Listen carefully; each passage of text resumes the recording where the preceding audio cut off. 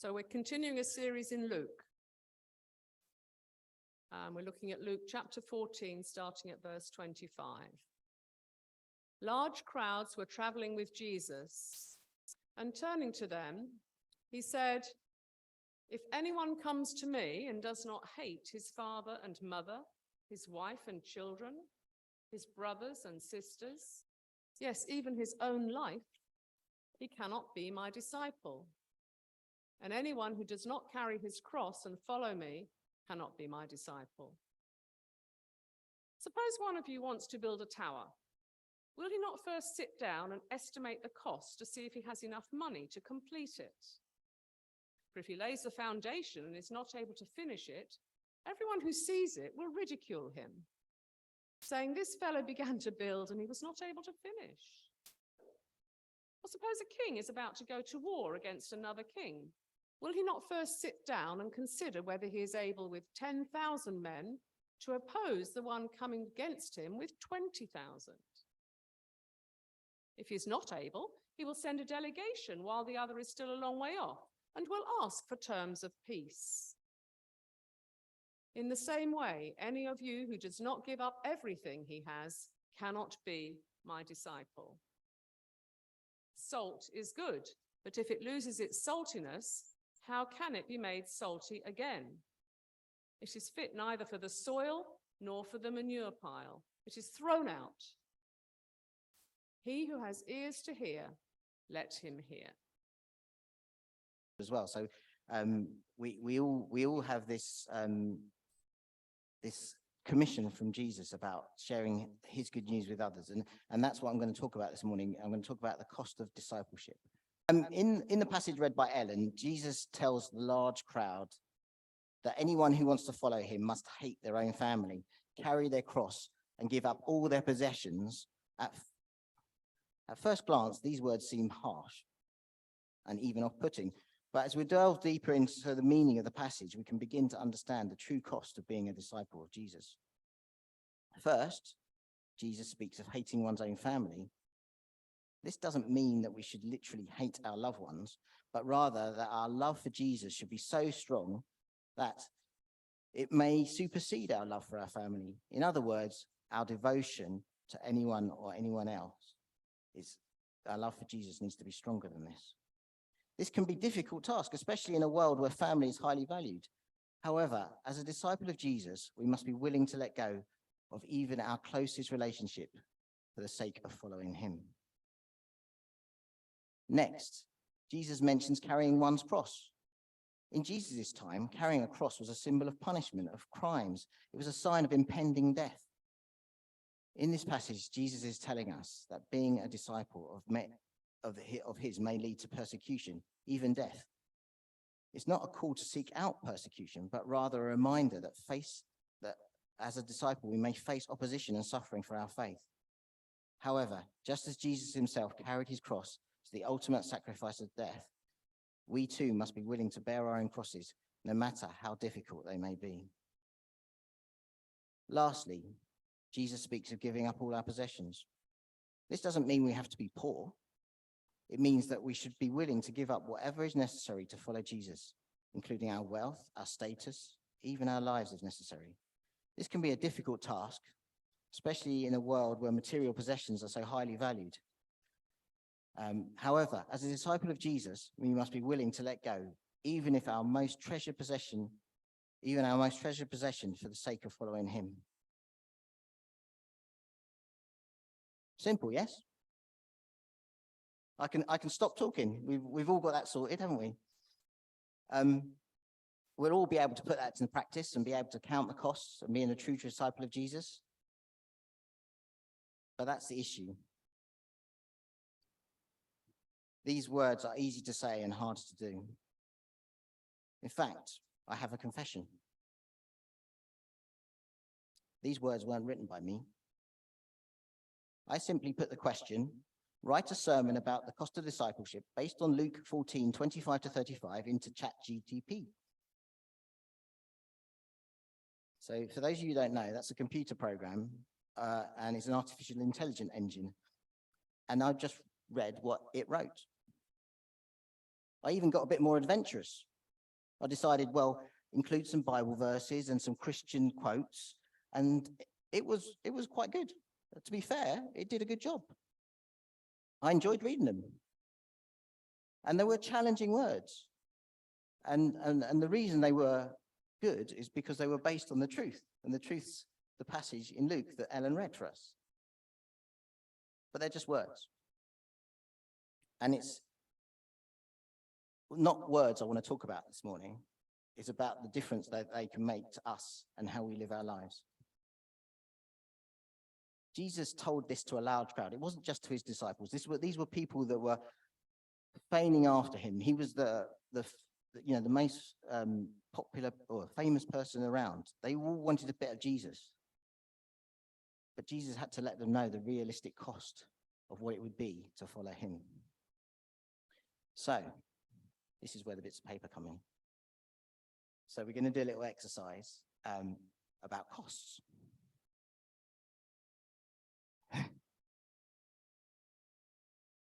No, not that kind of exercise. It's all right. You don't have to get up and run. It's all right. It just involves holding up a piece of paper. So what I'm going to do is put up some, or Yokton is going to helpfully help with this. Put up some bits of paper, put up some slides on the screen about different things that cost different values. And what you need to do with your bits of paper is hold up the blue piece of paper if you think the blue thing is the most expensive item, or hold up the red piece of paper if you think the red item is the most expensive item. So we're going to start off with there's 4 pints of milk or a loaf of white sliced bread. So if you think the 4 pints is the most expensive, put the blue piece of paper up. If you think the sliced bread is more expensive, hold the red piece of paper up. Okay, it's white bread. These are prices taken from Sainsbury's website, so don't holding it. So I think the majority of people have gone with the blue, so they think the milk's the most expensive. So we put up the next slide. That should tell us the prices. Yes, and you are right. The blue, the milk is slightly more expensive than white bread. Okay, if you have the next slide. So here we've got a 9-pack of toilet roll or a packet of surf washing powder. You see from the little logo that it does 45 washes to give you an idea of the size of the surf washing powder. Okay, so got a little bit of dissension, but I think basically it looks like it's mostly red. Okay, so should we find out if surf? Yes. Surf is slightly more expensive than the toilet roll. I couldn't believe how much toilet roll costs, to be honest with you. Okay, so let's have the next 2 items. Here's one that hopefully some of the younger people in the audience might know. Is the Lego Star Wars kit more expensive than Barbie travel doll? Okay, yeah, I think, Joseph's hedging his bets and putting both up. I think majority is for blue again. Shall we see? Yes, the Lego is very expensive. Okay. All right, we have 2 items here. So there's a mountain bike. It's got the name of the bike. If you can read that underneath it, it's or an electric scooter. Okay. Oh, which one? Mountain bike or electric scooter? It's a bit tricky because obviously we've got a split here. We've got blue on this side and red on this side. Okay, shall we see which one's the most expensive? The electric scooter. The electric scooter is a bit more expensive. Okay, now we're getting into technology. Now this is really the teenagers' realm. Is a Google Pixel phone more expensive than an Apple iPhone? So this is where you've got Okay, yeah, I think people know their brand names. Yeah, okay, so we've gone for red. Yes, you're right. The iPhone Max. Okay, now this is not really the cost of these items. This is how much they're worth. So we've got Grumpy Cat on one side, or Gunther the Fourth on the other side. Who, yes. So So which one do you think's worth the more in terms of the value, the cat or the dog? Okay, it's a bit more of an even split, but I think most people have gone for the dog. Shall we have a look? Yes. So that dog is the most wealthiest animal in the world. He inherited the money from his owners and is worth $400 million. So yeah, exactly. Yeah, I think so. And this is the final one. So we've got Maradona's football shirt from the World Cup where he scored a goal where he proclaimed it was scored by the hand of God. And we've got Leonardo da Vinci's painting of Christ. So which one do you think's which one sold for the most money? Okay, let's have a look. I think most of you have gone for the red. Yes. So even though the football shirt was worth a lot, as you can see, the painting of Christ was worth a lot more, worth more than the dog. Okay. So yeah, you can move on to the next slide. So that's it for the bits of paper. We've finished with that. So as you can see, the cost of things start out very easy for us to understand. You know, we understand that a farmer has to make the milk and the shopkeeper has to sell it, you know, and bread and milk have a value and we can kind of judge what they are. But it's very quickly things get out of control and unaffordable. You know, they're more based on desire. Is the iPhone 14 really more valuable than the iPhone 13 or the iPhone 12? It's all a little bit about marketing and telling us what we need to buy. And when we take it to extremes, leaving all your money to the dog, or buying a famous footballer shirt or a famous painting by Leonardo da Vinci, the cost of things get ridiculous. And really, they're so far out of our experience that we just wonder what a world we live in. And it is a corrupt world with the way that money is redistributed. So Jesus set out the cost of being disciples. And that's the reason why he set it so high, was to highlight the need for him to be above everything. We're not in a position like that dog to have $400 million, but we are in a position to be blessed in so many other ways. We've had testimony today from Elom and others about God's gift to us and the way he's worked with us. Vicky shared about growth group and how that helps her to grow as a Christian. And so God gives us that free gift with value. But it comes at a great cost. It came at a great cost for his son, but it comes at a great cost for us as well. There can be no half measures. He needs us to be all in. We can't be uncommitted to being a disciple. But as Jim Elliot says, it's far from foolishness to give up what we can't keep. In Matthew 16, verse 24, Jesus says, we must deny ourselves. That's not simply denying ourselves an extra biscuit or a slice of cake, but it's denying our pride, our selfishness, and allowing love to dominate who we are. Ever since I was a child, I was told to be a Christian, Jesus needs to be number one in my life. But I think this passage with its extreme shows us the cost is greater than that. Jesus not only wants to be number one in our lives, he wants to be Lord of our lives. He wants to be Lord of who we are, Lord of what we do, Lord of how we spend our money, Lord over our fears and worries, Lord over how we plan and how we live our lives. It's often said that if you fail to plan, you plan to fail. The passage talks about a builder and a king and the need to know the cost of their plans before embarking on the building or war. Otherwise, their endeavors will fail. Likewise, we are just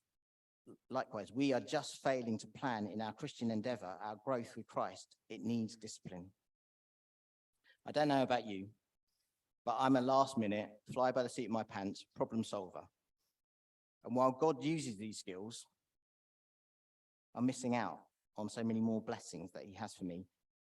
I'm not talking about micro planning your every movement for the next 15 years, but being intentional, just as Ellen shared how she prayed for this friend and God brought her into her life. And serving God at every opportunity and knowing that we're part of his cosmic commission to make disciples of all men.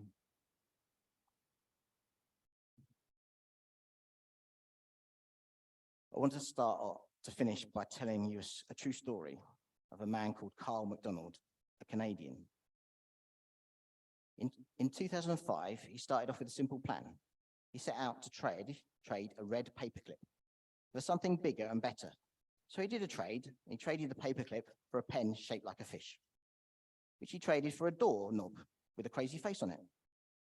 And then he thought, how far can I go with this? Maybe one day I could trade all the way up to get a house. So he carried on, and he traded a doorknob for a camping stove, the camping stove for an electric generator. The generator was a bit of a liability as nobody wanted it, but eventually he traded it for an empty beer keg and a neon sign and an IOU to fill the beer keg up with beer. He rebranded this as an instant party, which he traded for a snowmobile. This then traded for a trip for two to the Rockies, which he eventually traded for a van. And then he traded for a recording contract, which lots of people wanted, but he was offered a year's free rent in half a house. Job done, you think? He's got a house. He's traded all the way up to a house. But no, he wasn't satisfied with just a year's worth of a house. The next door neighbor wanted the year's free rent, so she offered an afternoon with her boss. Doesn't sound like much of a trade, but her boss happened to be Alice Cooper. This was then traded for a Kiss snow globe, which sounds like a very bad trade. But he knew there was a snow globe collector who was a star in Hollywood who offered him a role in his next movie as a part of a trade for that snow globe. Then the mayor of Kipling said, we've got a couple of spare houses. We want to trade you for a role in the movie. And that's how, in a year, Carl managed to trade his paperclip for a house. If you show the next slide, that is actually in front of the house. So they did Canada Does Talent thing with the local villagers, or it's a town, and one young person got a role in the movie, and that's how he got a house.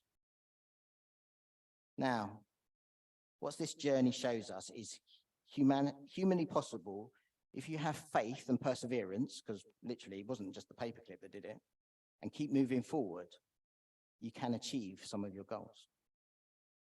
We have a promise in Matthew 17:20 that the faith the size of a mustard seed can move mountains. But how often do we step forward in that faith?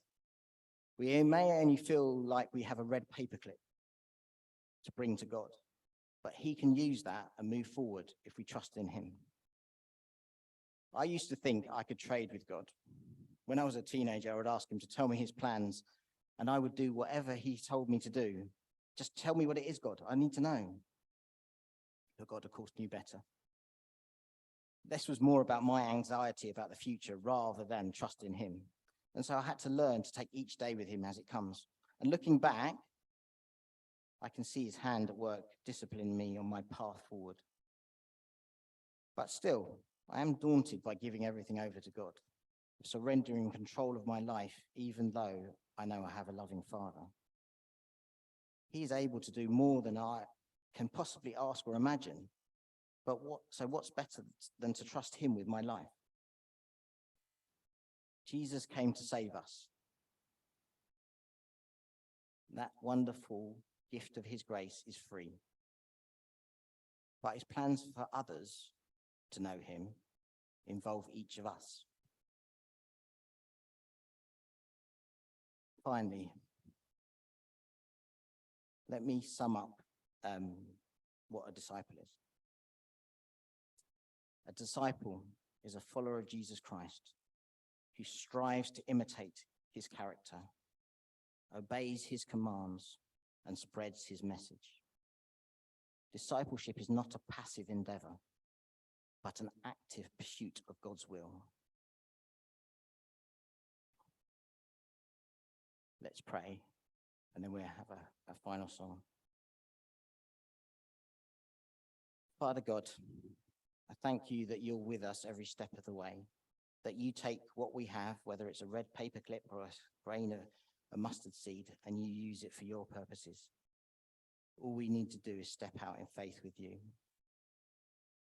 Father, it can be daunting to know what it might cost us to be your disciple.